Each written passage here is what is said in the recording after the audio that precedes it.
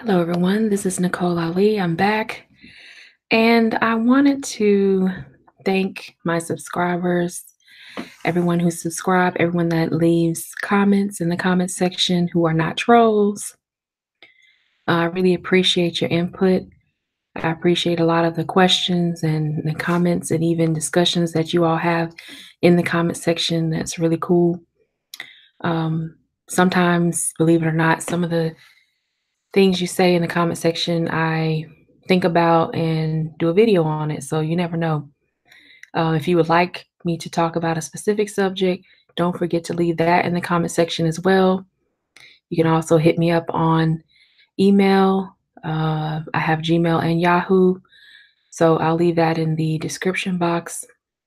So you can contact me if there's any questions on videos that I put out. I also want to thank those of you who are new to my channel. If this is your first time in my channel, thank you for coming. Don't forget to hit that subscribe button.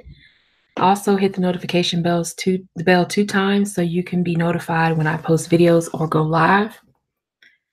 I wanted to discuss this topic because it represents a changing of how systems operate within the hospital.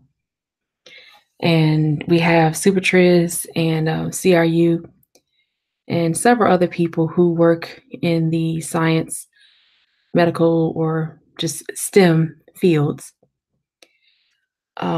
myself included. And so we have talked about how AI and technology is integrating more into society, but this time it's integrating in a way that I don't think citizens are ready for. So when we talk about how technology needs to integrate in a way that's slow so as not to disrupt the status quo of society, of people's psyches, this is what we need, what we mean by that.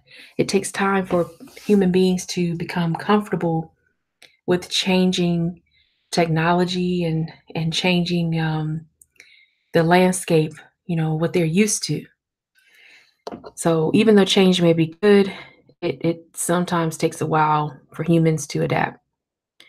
So a patient in California and his family are shocked to learn that he is dying from the hospital with a robot video screen.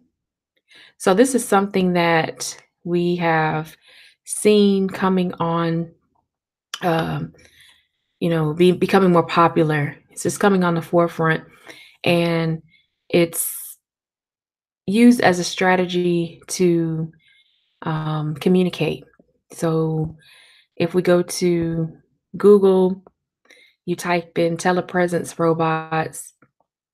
You don't have to put in all caps. I just have a habit of doing that.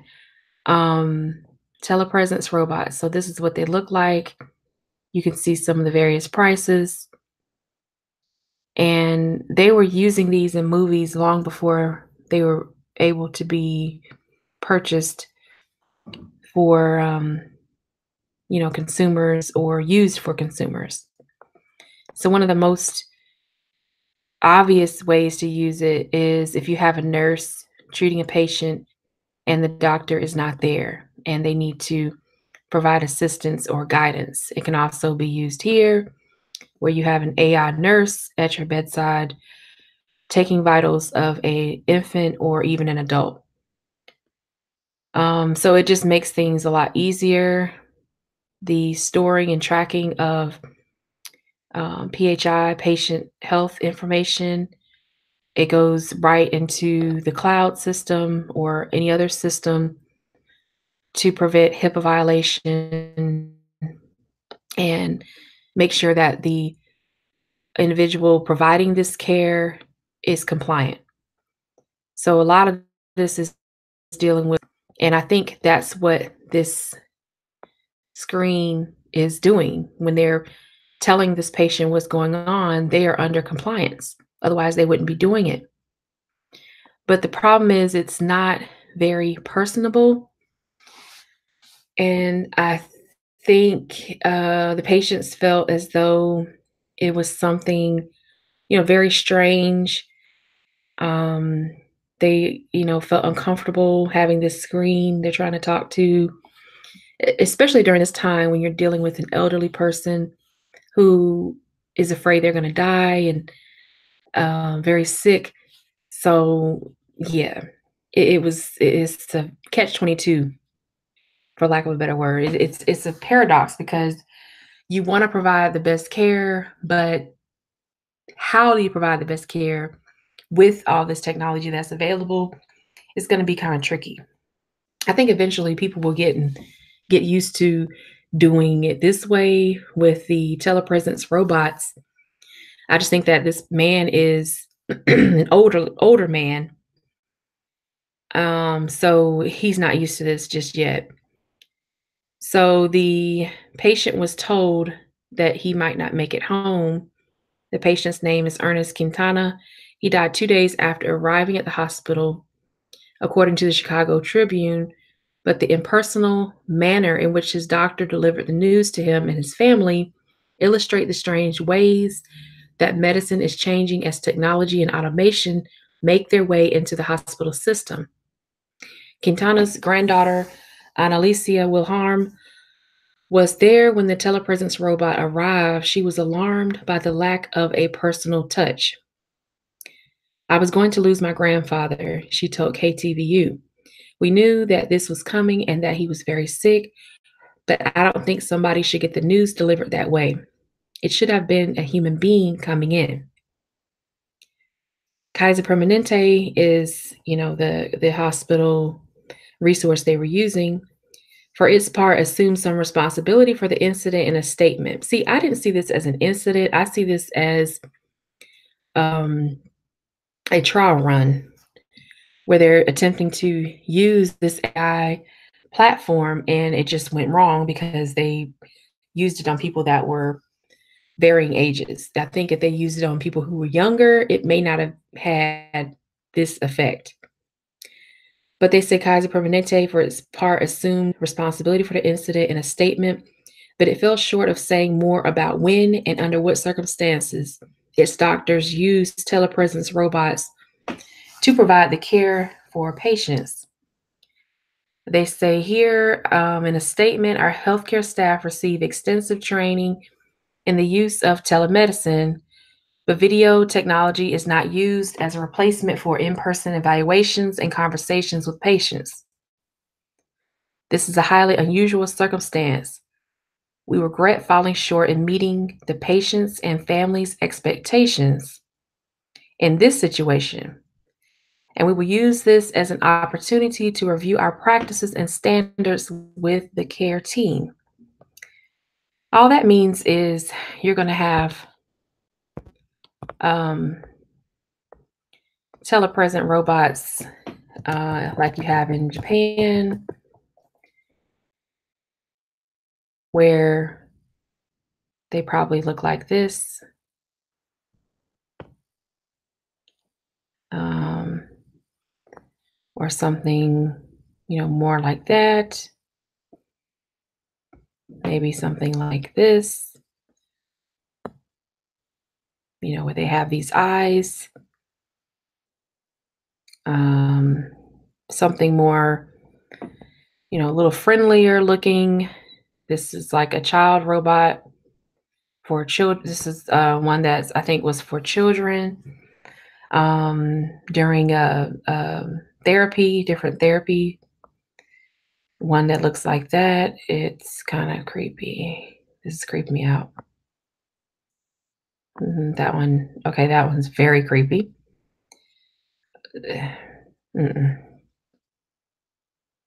Yeah. So, you kind of get the gist. You can see there's all different types here. You could have one like this.